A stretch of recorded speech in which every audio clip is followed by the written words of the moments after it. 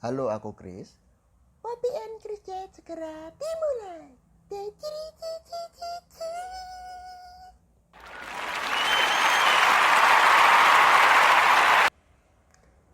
Seperti biasa di podcast ini, kami akan berbagi seputar motivasi, inspirasi, dan cerita-cerita personal, baik dari kami maupun dari kalian yang mendengarkan, tentunya secara anonim.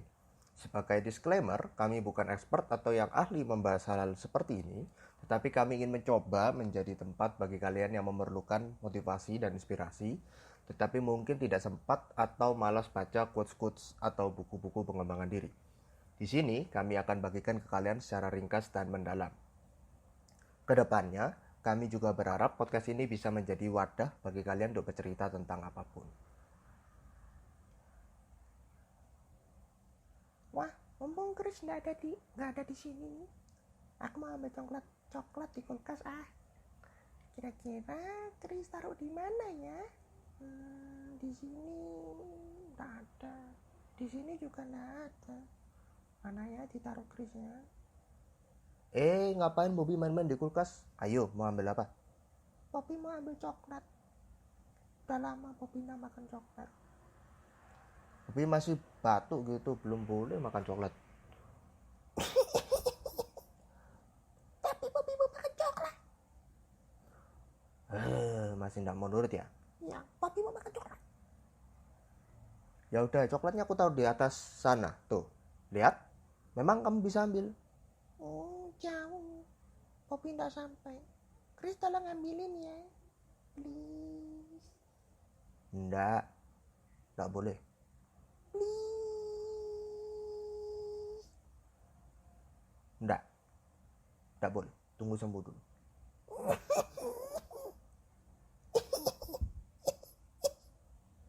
Lah kan masih batuk, itu marah-marah.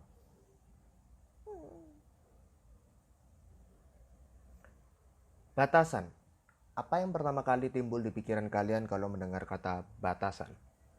Sesuatu yang sulit ditembus, sesuatu yang menghalangi untuk ke tahap berikutnya, suatu larangan akan sesuatu. Kali ini kita akan membahas tentang batasan. Pertama, mari kita coba luruskan dulu pengertian mengenai batasan. Apa sih pengertian batasan yang akan kita bahas kali ini? Batasan terlihat sebagai sesuatu yang tidak mengenakan karena ada sebagai penghalang kita yang membuat kita tidak bebas. Ada suatu quote yang menarik yang aku dapat waktu aku di kampus, yaitu hidup yang bebas sejatinya adalah hidup yang tidak bebas. Sekali lagi, hidup yang bebas sejatinya adalah hidup yang tidak bebas. Maksudnya, hidup yang bebas sebenarnya dibatasi oleh beberapa hal. Tidak ada yang namanya kebebasan mutlak. Segala sesuatu dibatasi dan teratur supaya sebisa mungkin kita tidak melanggar batasan-batasan orang lain. Jadi mulai dari sekarang, kita coba berpikir bahwa batasan-batasan yang kita punya, entah itu batasan fisik, mental, finansial, sosial, dan lain-lain sebagai hal yang mengarahkan kita kepada sesuatu. Sesuatu seperti apa, Chris? Contohnya kalau kita memiliki keterbatasan dalam finansial, tentunya bagi beberapa orang hal ini menjadi sebuah masalah ya dalam memenuhi kebutuhan primer dan sekunder mereka. Tetapi keterbatasan finansial ini bisa menjadi pendorong atau motivasi bagi beberapa orang untuk mencari tambahan penghasilan atau meningkatkan skill, kemampuan mereka agar bisa menaikkan nilai guna, agar bisa mendapat kondisi finansial yang lebih baik atau mencari pekerjaan yang lebih baik. Beberapa orang menyerah dan membiarkan dirinya dalam keterbatasan mereka.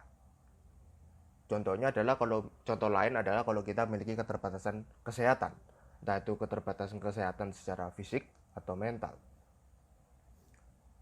Kalau untuk orang yang menyerah, ya sudah, mereka sudah membiarkan begitu saja. Tetapi yang lain berusaha untuk menjaga kesehatan mereka dan mencoba beradaptasi dengan keadaan mereka agar tetap bisa produktif meskipun dengan keterbatasan yang mereka miliki. Oh, jadi pilihan tergantung pada kita ya. Gimana cara kita mengatur pola pikir kita dengan keterbatasan yang kita punya? Nah, betul Bobby. Kalau kita menganggap batasan kita sebagai penghalang, maka akan jadi seperti itu. Ya, jadi penghalang, tidak akan kemana-mana. Dan kita tidak akan kemana-mana. Bila kita melihatnya sebagai sebuah aset atau modal untuk bisa lebih baik, ya akan jadi seperti itu. Jadi seperti apa yang kita percayai, itulah yang terjadi. Berikutnya kita akan membahas tentang menciptakan batasan. Nah, ini penting karena dengan menciptakan batasan kepada diri sendiri dan orang lain, maka akan membuat hidup kita lebih bebas dan bahagia. Nah, mari kita pikirkan sejenak. Pernahkah kita berpikir bahwa kita kehabisan waktu dan tenaga kita karena kita terlalu mengiyakan segala sesuatu? Atau malah terjadi sebaliknya, karena kita menolak segala sesuatu yang baik? Nah, hal-hal seperti ini terjadi karena kita tidak menciptakan batasan yang benar. Nah, berikut akan aku bahas tentang tipe-tipe masalah batasan yang ada. Tipe-tipe masalah menciptakan batasan yang ada. Pertama, seperti yang tadi disinggung di depan, di awal. Pertama, kita cenderung mengiyakan sesuatu atau seseorang yang salah. Nah, di sini muncul kata seseorang karena dalam hubungan yang toksik atau yang buruk atau bermasalah, tidak jarang terjadi karena kita membiarkan orang yang salah menguasai kita. Salah satunya dengan mengiyakan keinginan orang tersebut. Tidak segala sesuatu perlu diiyakan karena kita akan capek sendiri pada akhirnya, dan parahnya lagi, diri kita sendiri tidak bahagia karena pilihan tersebut. Oleh karena itu, kita perlu belajar berkata tidak pada hal atau orang tertentu. Memang tidak mudah bagi yang belum terbiasa, tetapi mari kita coba. Mari kita coba lebih dulu. Latihannya yang aku pernah baca adalah kita coba satu hari penuh untuk bilang tidak pada apapun. Sekedar mengingatkan bahwa kita hanya punya waktu 24 jam sehari. Jadi kita tidak bisa memuaskan semua hal dan semua orang dalam sehari. Jadi kita perlu mengatur prioritas dengan membuat batasan-batasan.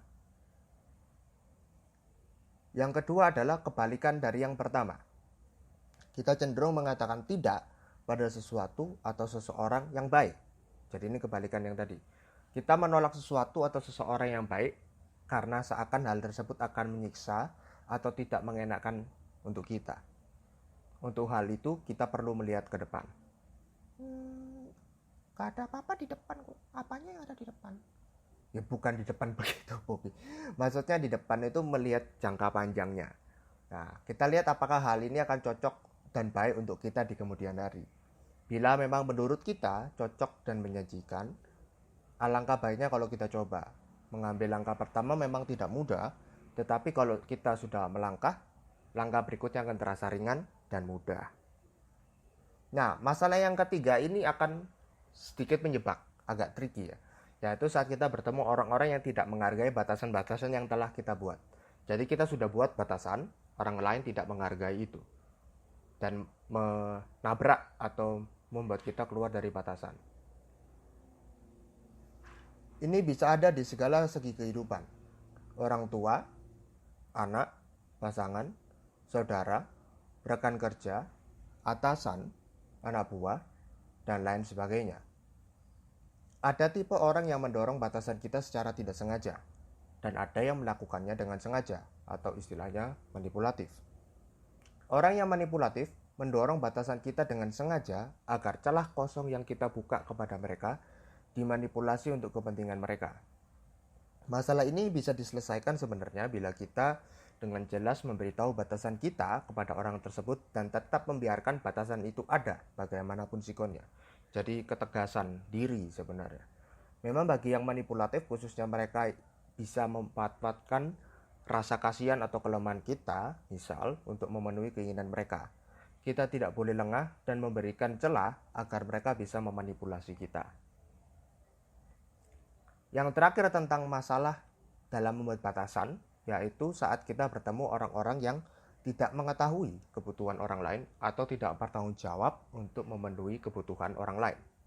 Maksudnya adalah orang-orang ini cenderung fokus dengan dirinya sendiri, sehingga tidak peduli pada kebutuhan orang lain, atau mereka menyatakan rasa tidak suka mereka pada orang lain, sehingga mereka hanya nyinyir istilahnya atau menyalahkan orang lain.